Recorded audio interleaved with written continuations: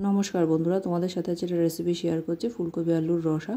ফুলকপি আলুটাকে ভালো করে ধুয়ে ভেজে নিতে হবে। তারপর কড়াইতে সরষের তেল গরম করে তেজপাতা, শুকনো লঙ্কা আর জিরা ফোড়ন দিয়ে দিতে হবে।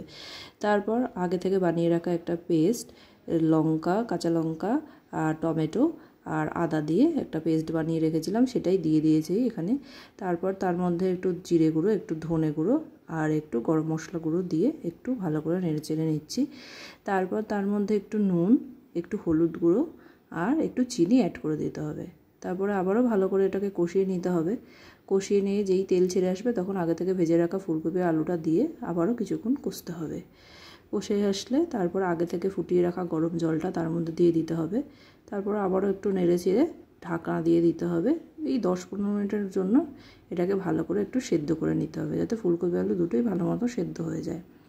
তারপর 10-15 মিনিট হয়ে গেলে ঢাকনাটা এবার খুলে নিয়ে দেখতে হবে যে ফুলকপি আলুটা ভালো করে সেদ্ধ হয়েছে নাকি। বেশ সেদ্ধ হয়ে গেলেই রেডি আমাদের ফুলকপি আলুর রসা। এটা নিরামিষের দিনে খুব সুন্দর লাগে খেতে, আর গরম ভাতের সাথে তোমরা এটা খেতে পারো। এটা বেশ সুন্দর হয় খেতে, তোমরা ট্রাই করো এই রেসিপিটা আর জানিও কেমন লাগলো।